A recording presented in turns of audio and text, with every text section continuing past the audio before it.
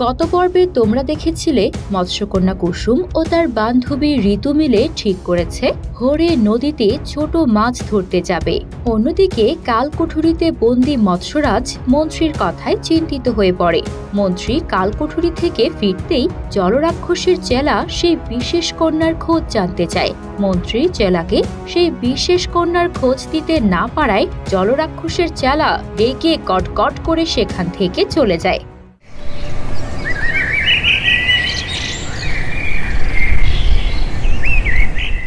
মৎস্যকন্যা কুসুম ভোর হতে না হতেই চুপি চুপি তার বান্ধবী ঋতুর সাথে বেরিয়ে গেল মাছ ধরতে।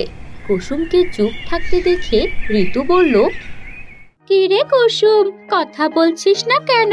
মুখটাই বা অমন শুকনো হয়ে আছে কেন রে? আসলে মাকে না বলে তো কোথাও যাইনি, তাই মনটা কেমন খচখচ করছে রে। আরে ধুর, চল না, নদীতে সবাইকে দেখে কেমন মন ভালো হয়ে যায় দেখবি। তাছাড়া খালাকে বললে সে তো কখনোই তোকে যেতে দিত না, তাই না? তা ঠিক। আচ্ছা চল দেখি তোরা কত মজা করিস, দেখা যাবে। জানিস আজ প্রথমবার আমি নদীতে পা দেব। হ্যাঁ রে, সেজন্যই তো বলছি, দেখবি খুব মজা হবে। এবার চল দেখি তাড়াতাড়ি। এই বলে ঋতু আর কুসুম নদীর দিকে রওনা হলো। অন্যদিকে সকাল হতেই মৎস্যরানী মনের আনন্দে পায়েস রাঁধতে বসে গেল। তখনই বৃদ্ধ জেলে সেখানে এসে বলল, কি রে মা, আজ সকাল সকাল বাড়িটা যে পায়েসের গন্ধে মোমো করছে। আজ তোকেও এত খুশি খুশি দেখাচ্ছে, ব্যাপারটা কি? খুশি লাগবে না বাবা, আজ যে আমার খুশিরই দিন। আমার কত অপেক্ষার আজ অবসান হবে। তুমি জানো না বাবা, কত দিন ধরে আমি এই দিনটারই অপেক্ষায় ছিলাম। কি বলছিস? কিছুই তো বুঝতে পারছি না। বলছি আজ যে তোমার কুসুমের জন্মদিন বাবা। আজ যে মেয়েটার 16 বছর পূর্ণ হলো। আরে তাই নাকি? বাহ বাহ, আজ তো তাহলে সত্যিই খুব খুশির দিন। হ্যাঁ বাবা, কিন্তু দেখো না, সকাল থেকে মেয়েটাকে কোথাও দেখতে পাচ্ছি না। আজ যে ওর সাথে আমার অনেক কথা, এতদিন ওকে যা বলতে পারিনি, আজ আমি ওকে সব বলবো। চিন্তা করিস না মা, তুই মন দিয়ে পায়েসটা রান্না কর। কাল তো মেয়েটার মন খারাপ ছিল, হয়তো তাই সকালবেলায় নদীর পাড়ে গেছে। আমি যাচ্ছি, কান ধরে নিয়ে আসছি। আচ্ছা বাবা, তাই যাও। এই বলে মৎস্যরানী মন দিয়ে পায়েস রান্না করতে লাগলো। অন্যদিকে মৎস্যমন্ত্রী রাগান্বিত হয়ে ছোট মাছকে বলল, কোথায় দেখেছিলি ওই মানুষ কন্যাকে? ঠিক করে বল, নয়তো এখনই তোকে কুমিরের পেটে দেব।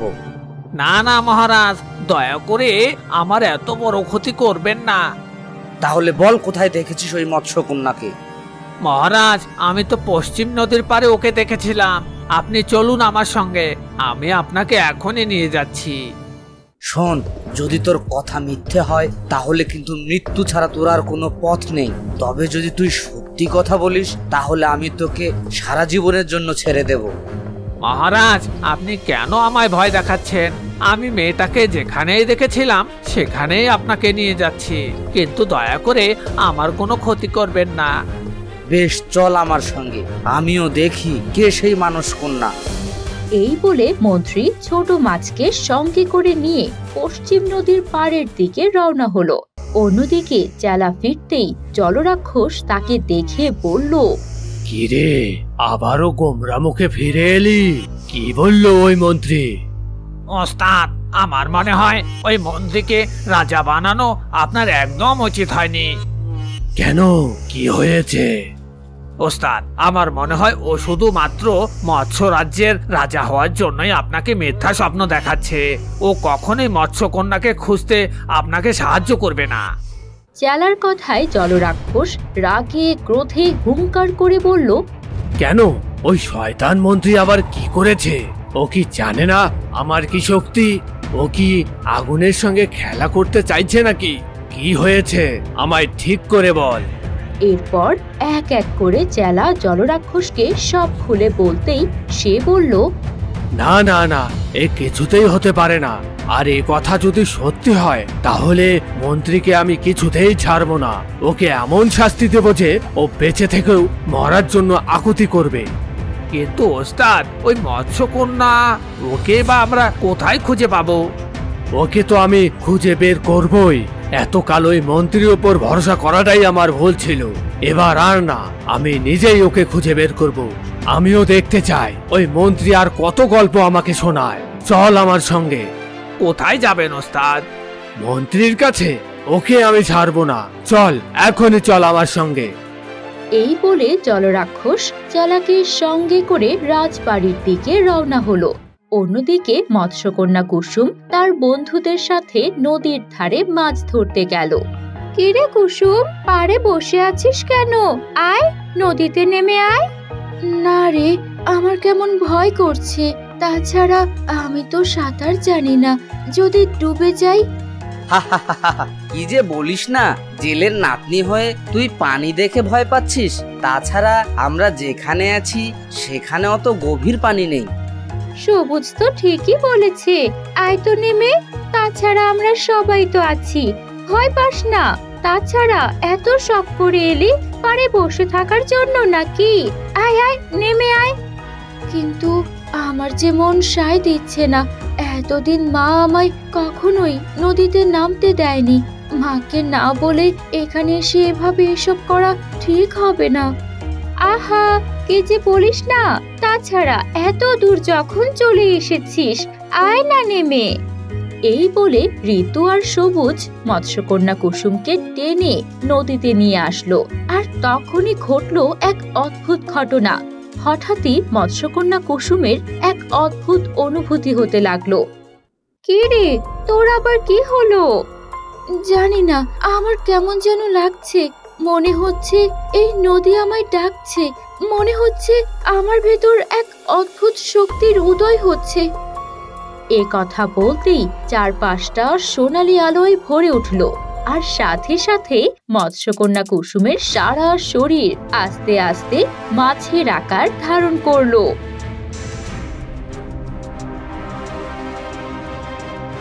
মরে গেলাম, মরে গেলাম, বাঁচা, বাঁচা আমায়।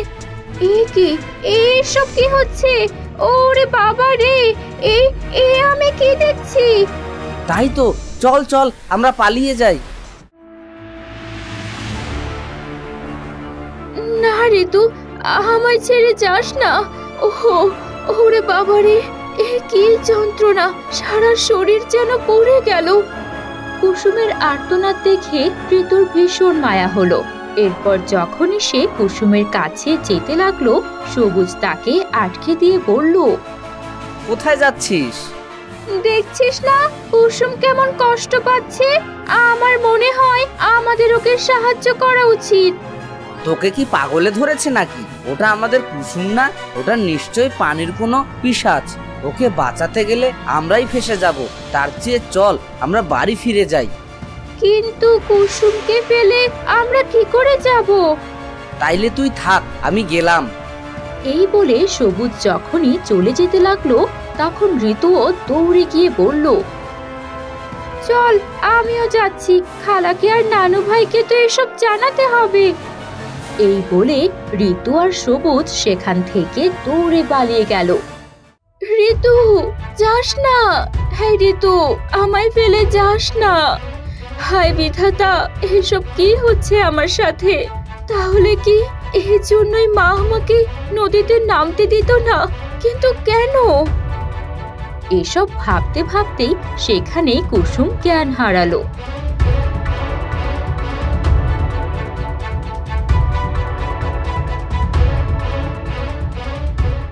অন্যদিকে নদীর পশ্চিম পাড়ে পৌঁছে মন্ত্রী ছোট মাছকে বলল, কোথায় কোথায় সেই মানুষ কন্যা যার কথা তুই আমাকে বলেছিলি? বিশ্বাস করুন মহারাজ, কাল ঠিক এই সময় এখানে আমি ওই মেয়েকে দেখেছিলাম, কিন্তু আজ তো তাকে কোথাও দেখছি না। না না, আমি আর ভাবতে পারছি না। কোথায় ওই মানুষ কন্যা, আর কোথায় বা ওই মৎস্য কন্যা? এবারও যদি আমি ওই মৎস্য কন্যাকে খুঁজে বের করতে না পারি, তাহলে ওই জলরাক্ষস আমায় শেষ করে ফেলবে। মৎস্যরাজের কাছে আমি সারা জীবনের জন্য হেরে যাব। না না, এ আমি কিছুতেই হতে দেব না। যে করেই হোক ওই মৎস্যকন্যাকে আমার চাই চাই। এই বলে মন্ত্রী রাগে ক্রোধে আশেপাশে মানুষ কন্যাকে খুঁজতে শুরু করলো। তো বন্ধুরা, কি মনে হয় এবার কি কুসুম তার অস্তিত্ব বুঝতে পারবে, নাকি ধরা পড়বে মন্ত্রীর হাতে, নাকি মন্ত্রী শেষ হবে জলরাক্ষসের কাছে? জানতে হলে চোখ রাখুন মৎস্যকন্যা সিরিজের পরবর্তী পর্বে।